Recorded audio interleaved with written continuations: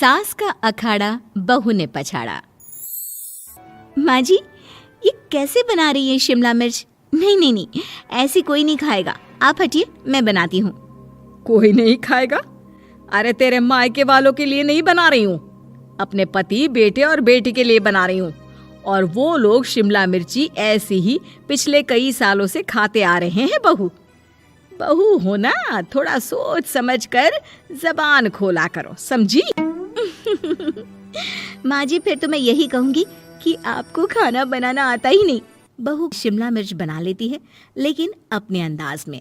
फिर खाने के टेबल पर, ये सब्जी क्या बहू ने बनाई है? आज बहुत अलग लग रही है। भाभी, रंग तो बड़ा अच्छा दिख रहा है सब्जी का। अरे नहीं नहीं, मुझे तो माँ के हाथ वाली खानी थी। क्या है रीना, सब्जी माँ को ही बनाने दिया करो ना। सास, जिसे अब थोड़ा सा अपना पल्ला भारी दिख रहा होता है। अरे अब बेटा मेरा जमाना आ गया। ये घर कभी मेरे नाम से चलता था, लेकिन अब लग रहा है कि मेरा होना ना होना एक ही बराबर है। बहू तो पूरे घर के साथ रसोई में भी राज करना चाहती है। माँ जी, आप ही ने तो कहा था शादी के वक्त कि रानी बनाकर रखेंगी मुझे। तो देखिए, रानी का काम यही होता है ना, राज करना। अरे देख बहू, माना तू राज करना चाहती है, लेकिन भूल मत, पूरी रियासत अभी मेरी है। अरे कैसी बात कर रही हो तुम दोनों? और ये क्या तरीका होता है बहू से बात करने का? बेचारी अभी तो आई है, उसको आजादी भी नहीं दोगी क्या? तो वो इस घर को अपना घर कैसे समझेगी? देखिए पापा, माँ सही कह रही है। घर को अपना घर समझी, इसमें कोई बुरी बात नहीं है। लेकिन सिर्फ अपना और हमें पराया करने की कोशिश करे ना जी ना, ये सोच तो बिल्कुल अच्छी नहीं है। देख, तू छोटी है ना, छोटी की तरह रहा कर। हर बात पर बीच में ना बोला कर। क्यों? वो मेरी बेटी है तो मेरे तरफ से ही बोलेगी ना। माँ जी, ये तरफ क्या होता है? हाँ, वो मेरी बहन नहीं है क्या?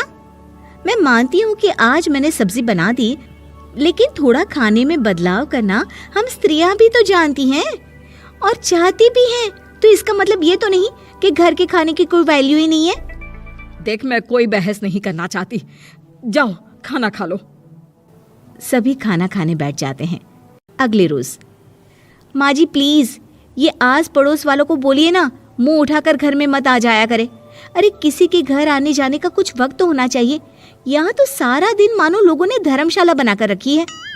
बहू, वो हम लोगों के परिवार जैसे हैं, पिछले 25 साल से हमारे साथ है। और ये मेरा घर है, यहाँ कौन आएगा कौन नहीं ये तू कैसे डिसाइड करेगी? और हाँ, तुझे अगर पसंद नहीं ना तो अपने कमरे में चली जाया कर। वो लोग बात ही कर रहे होते हैं कि पड़ोसन आ जाती है।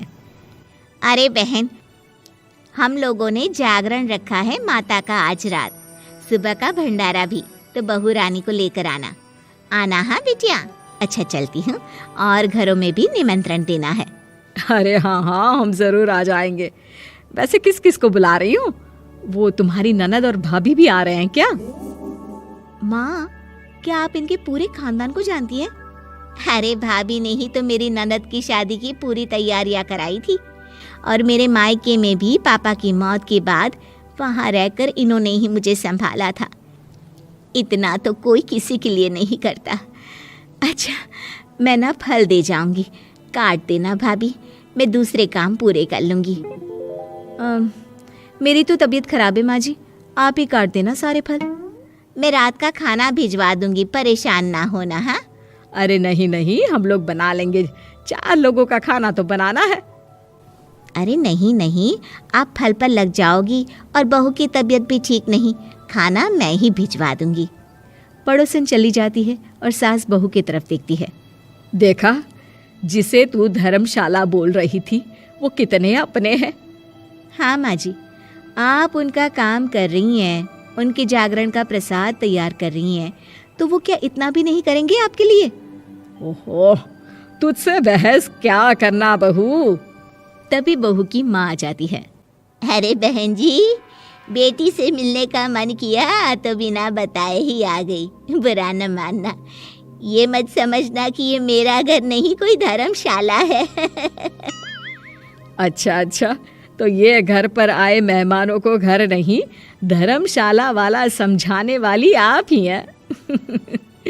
वैसे आपको खुशी होगी कि आपकी बेटी के संस्कार भी ऐसे ही हैं।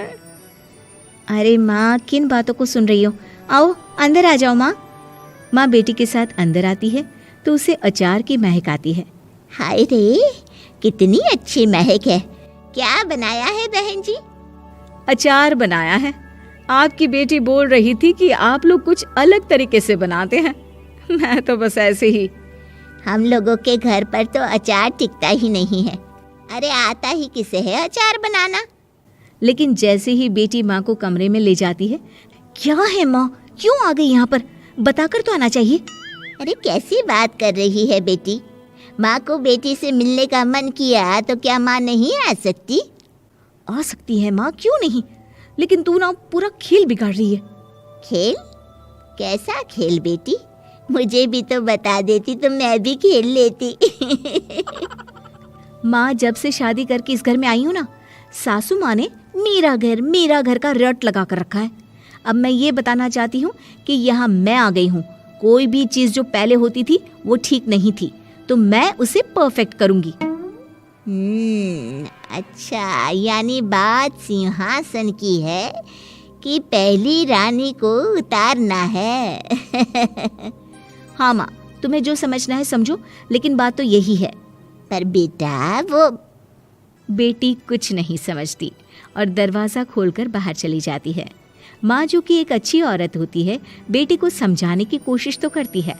बाहर सास के सामने माँ कहती है, अरे बहन जी, आप चलिए ना मेरे साथ मेरे घर, बहू का मायका भी देख लीजिए।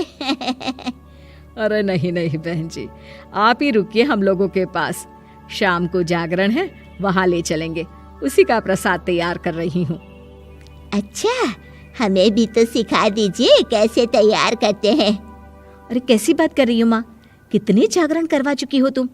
देख बेटी, एक बात गांठ बांध ले, हर बेटी माँ के घर जो होता है वो देखती है, लेकिन सीखती वो सास के पास ही है। सास का संस्कार वो अपनी सास से सीखती है, जो वो अपनी बहू को देती है। तो बेटी, यहाँ के रीति रिवाज, रहन सहन, बोली भाषा अपनी है, जिसे तुझे ना सिर्फ फॉलो करना है बल्कि सीखना भी है। और जहाँ तक सवाल है पूरे घर की रानी बनने का, तो जब तक तेरी सास महारानी है, तू रानी ही तो रहेगी। क्यों बेटा? बहू माँ की बात समझ जाती है और सास भी बहू की माँ का मन ही मन शुक्रिया अदा करती है।